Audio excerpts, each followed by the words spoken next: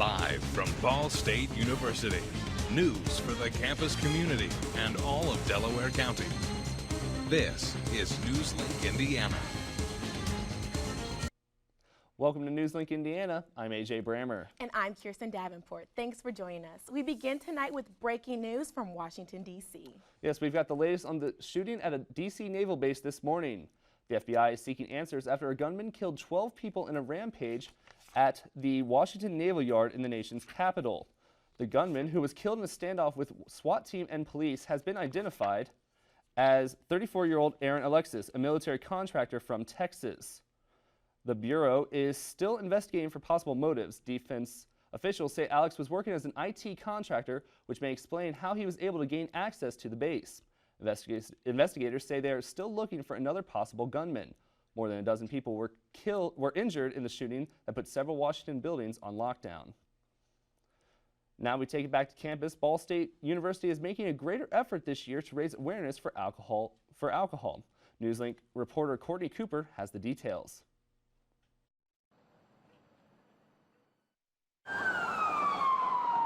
Authorities say at 8:20 a.m.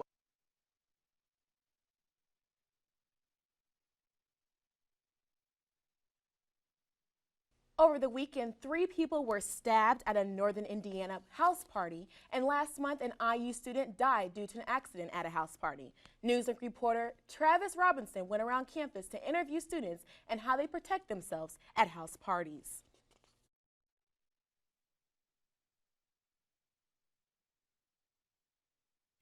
They're full-time students by day, but by night, they like to go out and have a little fun. Usually I make sure to stay with my friends. Basically make sure all my friends are together and well, I'd say if you're going to a party, always make sure you go with your friends. I'd say go in groups. I then asked them if they were aware of the Indiana Lifeline Isn't law. that if your friend is really, really drunk and needs to go to the hospital, if you call, you don't get in trouble? But there's a hole in the law that says Wait, the person that is being medically attended to is not covered. That doesn't make any sense at all. It kind of sucks, but I mean, I guess it's better than your friend dying. To conclude the interview, I asked them all how they would handle a certain dangerous situation at a party. I'd probably leave, and then if it was really serious, I'd call the police, but I'd definitely get out of there first. If someone was collapsing, I'd definitely try to get them help. Just assessing the situation, see if they're just sleeping, or if they're have a low heart rate, if they're cold, then just getting them to a hospital or something like that. The best thing to do would be to call the police. I'm Travis Robinson with NewsLink Indiana. Ball State spokeswoman Joan Todd tells the Star Press that Muncie residents have complained about people trespassing on private properties as well as being loud. The university banned on-campus smoking this summer, which created other problems for Muncie residents. Since students can't smoke on campus, they have to smoke in areas that are usually located near residents' homes. University police have written a dozen of tickets due to littering on off-campus locations. And we want to know your take on the university's smoking ban. Have you seen more smokers lighting up off campus? Are you bothered by it? Tweet us at NewsLink_BSU or use the hashtag NLIBSU with your response. Now, AJ, today I had to take a jacket when I went to class, and I was a little frustrated with that. So what's going to happen tomorrow? Do I need my jacket, my rain boots? What's going on?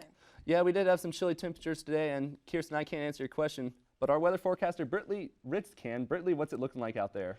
Well, we do have those temperatures in the 50s, and we'll continue to have those temperatures around 56 degrees right now. We'll cool down into the 40s as we head into the evening, and we have that wind coming out of the north. That wind's coming out of the north and filtering in some much drier air, and you can see that as those clouds begin to push off to the south. I think most of the rain will stay off to our west this evening, and we'll continue to clear out, and we'll see those temperatures drop down into the 40s. It'll be another cool start for your morning. We'll have lots of sunshine coming up tomorrow, and I'll let you know when you'll see that next chance for rain coming up. Back to you, AJ. Local bands hit the stage this past weekend at the Muncie Music Fest. NewsLink reporter Corey Olenkamp caught up with some performers in the village. Don't you know when I'm stiff? My name is Graham Watson, and I am one of the founders and head organizers of Muncie Music Fest. The intention with Muncie Music Fest was always to highlight local talent. We did this very successfully for several years downtown, but some restrictions had been placed on us over the last couple of years, made it increasingly difficult for us to get mostly Muncie bands playing and to get the full diversity of the kind of music that is represented by the Muncie music scene booked downtown. So since the intention was always to spread the festival out to lots of locations throughout the city, we thought that this gave us a good opportunity to try it in a new location this year. The Village was the obvious choice. So we tried it out this year, and it's been an amazing success. Okay. My name's Emily Myron. I'm with There Was Eden, and this is our first year of playing Muncie Music Fest, but we're really happy to have played tonight. We don't get a lot of opportunities to play bigger shows, so when this came up, and we've been living in Muncie for, some of the guys in my band have been here for 5-6 years, and it means a lot for us to be able to do this. My name's Steve Coker, 87 graduate, Ball State University. I'm out here at Muncie Music Fest, seeing the local music scene.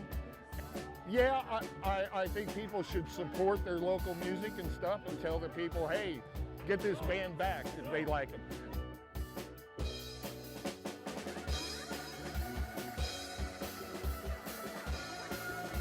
Event organizers hope to expand the festival out of the Muncie community next year. A rather unique and slightly creepy charity benefit was held at Ball State this weekend. Zombie Walk 2013 took place Saturday afternoon. NewsLink Indiana's Ashley Lohan has the story.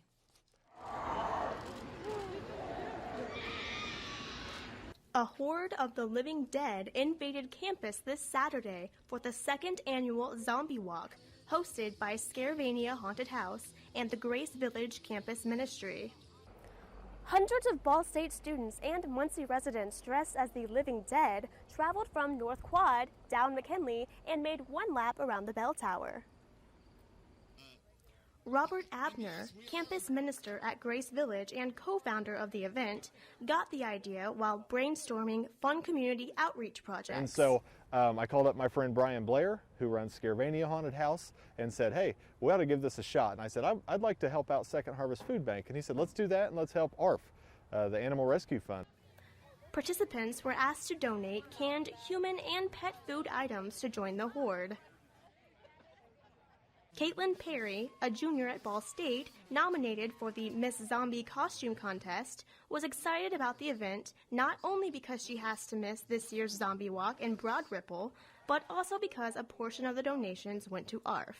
It's a wonderful shelter here in Muncie that is no-kill, which is awesome, and I volunteer there once a week, and we really need as much help as we can get, and it's very exciting.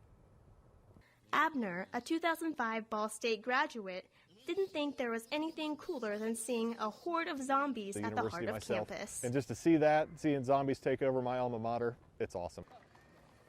In Muncie, I'm Ashley Lohman, NewsLink, Indiana. More than 300 participants attended the event this year. A whopping 713 canned goods were donated to the Second Harvest, and a total of 151 pounds of pet food went to the ARF. Definitely a great cause. The conflict in Syria is a global issue, but back here in the Hoosier State, lawmakers are weighing in. Find out what they had to say, plus the latest on the Colorado floods when we come back. Stay tuned. This is NewsLink Indiana. Now it's time to take a look at what's happening around the nation. And we begin next in Colorado. Now take a look at this video. Heavy rain and major floodings has forced hundreds of people to evacuate. The Larimer County Sheriff's Office says a number of helicopters arrived in the flooded state. Their mission, rescuing hundreds of people who are still unaccounted for. But the relentless rain prevented the National Guard from using the helicopters to search for the missing people. The flooding has left several dead. Nearly 20 months after the capsized off the Italian coast, the Costa Concordia is completely raised. Strong thunderstorms delayed the salvaging process by 3 hours, but crews finally got to work this morning. The massive cruise ship ran aground and tipped over back in January 2012. 32 of the passengers died. 2 of the victims are also missing among the wreckage, a cruise waiter and a passenger. Now, new details on the crisis in Syria tonight and the international fallout that's resulting from it.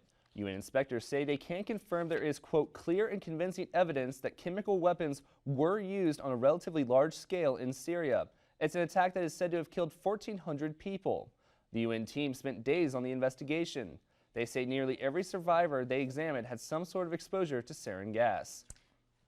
Back here at home, former Indiana legislators are being asked about their opinions on the use of sarin gas in Syria. Former Senator Rich Lugar and former Congressman Lee Hamilton are still keeping a close eye on world events. Hamilton is calling for legislation that could require the president to consult with Congress before deploying armed forces. Earlier this month, Senator Barbara Boxer of California called Lugar's argument that we should remove chemical weapons from Syria. Now time for a look at tomorrow's headlines tonight from our partners at the Ball State Daily News. I'm Katrina Ent. The recent ban on tobacco use within the Ball State campus has the Muncie community talking. In the past, there were designated areas in which an individual could use tobacco. But now with the new law in place, smoking is permitted everywhere within the campus. This is a first for Ball State. The Student Government Association's budget for the academic year is about $20,000, or in other words, 22% more than what they will receive from the university. And Ball State has sent an email to students and faculty for feedback to develop strategies and goals. All that and more coming up in tomorrow's Ball State Daily News on newsstands across campus or online 24 hours a day at bsudailynews.com. Thanks, Katrina. Now, you know, we've been trading tanks and tees for sweatshirts and hoodies, but is fall officially here to stay? Coming up, a look at the warmer temperatures and the possibility of thunderstorms in your NewsLink forecast. This. AJ, I just hate the cold weather. I hate all of it. Now, is it safe to say that it's fall yet, or do I have a little bit more time for summer? Well, the official start of fall comes here in a couple of days, but we're definitely seeing those temperatures. Brittany Ritz has the full forecast. She has the answer to your question. Brittany, what's it looking like? Oh, AJ, those temperatures will be down into the 40s once again this evening and into tomorrow morning. As you take a look across the nation, though, we are seeing those cooler temperatures stretching across the Midwest. But as we work our way into our region, we are seeing those temperatures into the 60s. St. Louis at 69 degrees, and as we work our way down into Indianapolis, 62 degrees, 65 in Bloomington, just a little bit warmer. Terre Haute at 63. Here in Muncie, we're at 56 degrees. We have a northerly wind coming in. It's very calm, but still coming out of the north, and it's filtering in so much drier air. You can tell from that dew point at 50 degrees that it's very dry air. And you can also tell on our satellite because those clouds are starting to diminish as we head into the evening, and we'll continue to see those clouds sag to the south and disappear. As you wake up tomorrow morning, though, we'll see those clouds very just gone out there, and we'll continue to track this for you on our precision cast. As we head throughout the evening, we'll see those clouds diminish, and we won't see any rain for the evening. We'll clear out for Tuesday morning, and that's why we'll see those temperatures into the 40s. As we see that clearing, we'll continue to see mostly sunny skies throughout the day on Tuesday. That rain is drawing near, but that's along a warm front that will head our way come Wednesday as that humidity returns. That rain will come up to our area, and I think we'll start to see a few scattered showers later in the day on Wednesday. It'll be hit or miss. It won't be a complete washout, but that rain will push off to our north along that warm front, and on Thursday morning we'll see more chances for showers as we head into the day on Thursday, and we'll see mostly cloudy skies come Thursday evening as we head into Thursday evening. High temperatures across the area today only reached into the mid to upper 60s. Indianapolis, 68 degrees. Muncie, we saw only a high of 63, and South Bend a little bit warmer at 69 degrees. Overnight, we'll see those temperatures down into the 40s once again, around a low of 44. Mostly clear skies because we have that wind coming out of the northeast that's filtering in drier air and pushing out all those clouds, allowing our temperatures to drop down into the 40s. As you wake up, we'll still be in the 40s, but we'll work our way back up into the 60s for lunchtime. Mostly sunny skies, 69 degrees around 2 o'clock as you head into your lunch hour. But for your 7-day forecast, we'll see those clouds start to work their way back in come Wednesday, and we'll see a chance of showers coming in then. And then on Thursday, we'll see another chance for rain. Friday, a greater chance along a cold front as that pushes through. Saturday, though, will cool off back into the 70s, and we'll see beautiful conditions for your weekend. All right, thank you very much for that, Britley. Looks like we're going to see a bit of rain. Yeah, a little bit, unfortunately. We shall endure, won't we? Well, Ball State baseball fans have a chance to see this year's team a little early. Rob Connett will explain how coming up next in NewsLink Sports. This is NewsLink Indiana. Hey, welcome to NewsLink Indiana Sports. I'm Robert Connett. The Cardinals lost their first road game of the season back on Saturday, 34-27 at North Texas. Ball State led at halftime despite having 4 turnovers in the first half alone, but was shut out in the second half as North Texas scored 25 unanswered points to upset the Cards. Keith Wenning threw for 333 yards and 2 touchdowns as Horatio Banks led Ball State in rushing with 141 yards, including a 77-yard touchdown. Willie Snead led the receiving end with 2 touchdowns, while Jameel Smith added 115 receiving yards. The Cardinals' defense gave up 505 yards to the North Texas offense in what Coach Lembo called, quote, embarrassing for his team. Now, Ball State is 2-1 on the season now and will remain on the road as they open up MAC conference play this coming weekend at Eastern Michigan. The Ball State women's volleyball returns home tomorrow night as they host IUPUI at Worthen Arena. The Cards are coming off of a 4-0 weekend as they won the Iowa Hawkeye Invitational. Jackie Seidel was named the tournament's most valuable player, and Kylie Baker, along with Katie Frederick, were named to the all-tournament team. Frederick was also named the MAC West Defensive Player of the Week over the weekend. Now, Cardinal fans, you can come out to Worthen Arena tomorrow to watch the Lady Cards in action as the first serve is set for 7 o'clock. If you can't make it out to the game, broadcast will be available on WCRD along with SportsLink TV. And it looks like first-year head coach James Whitford and the Ball State men's basketball team could have a big addition to the team in the future. Sean Sellers, a 6'7" senior at Greensburg High School in Indiana, announced his commitment to BSU via Twitter over the weekend. Sellers led the Pirates last season, averaging 17.6 points per game as they won the Class 3A state championship at Bangers Life Fieldhouse back in March. For Coach Whitford, who is being known for recruiting more in-state players, he will officially begin his coaching career here in Muncie in November. And finally, Ball State baseball will host an exhibition game this Wednesday afternoon at Ball Diamond. Their opponent, the Ontario Blue Jays, a Canadian all-star team that recently won the Mickey Mantle World Series. The game is open to the public and admission is free. First pitch scheduled for 4 o'clock. Back to you guys at the desk. Thanks very much, Rob. That's going to be a very exciting game, I'm sure. It's a story that's going viral, and some are calling her win a shock. Coming up, find out why there's controversy over the new Miss America.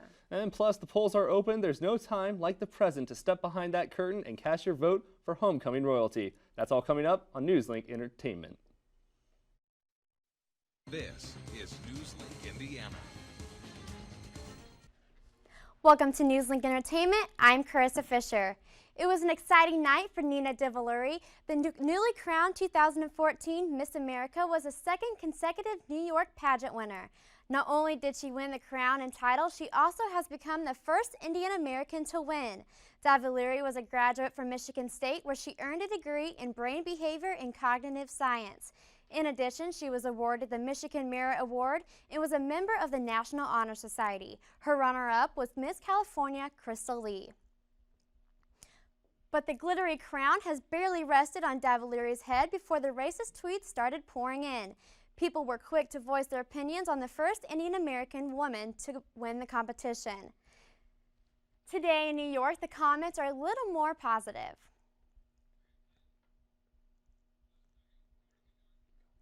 24-year-old DeValuri from Syracuse competed on a platform of celebrating diversity through cultural competency.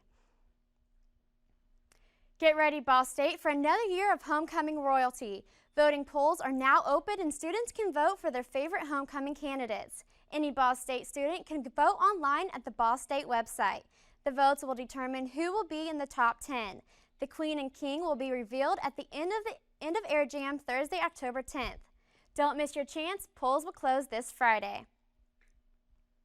The tragic tale of Romeo and Juliet is coming to the University Theater. Get ready to experience the love and loss of one of Shakespeare's classics. The first show begins Thursday, September 19th. It runs through September 28th, starting at 7:30 p.m. Tickets are now on sale at the box office. Ticket prices for the general public are $14 and $8 for students. Check out the Ball State website for more information. That's all for entertainment. I'm Carissa Fisher.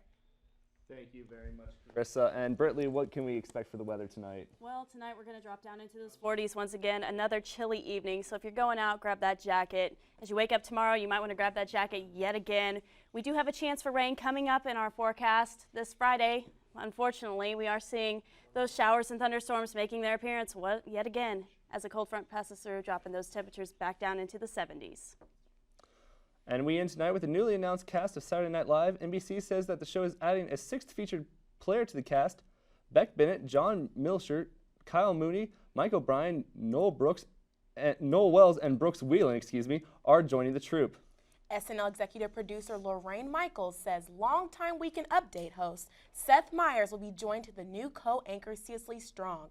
The show enters its 39th season on September 28th. And thank you very much for joining us this evening. For weather forecaster Britley Ritz, I am AJ Brammer. And for sports reporter Robert Connett, I'm Kirsten Davenport. Be sure to like us on Facebook and follow us on Twitter. Have a great evening.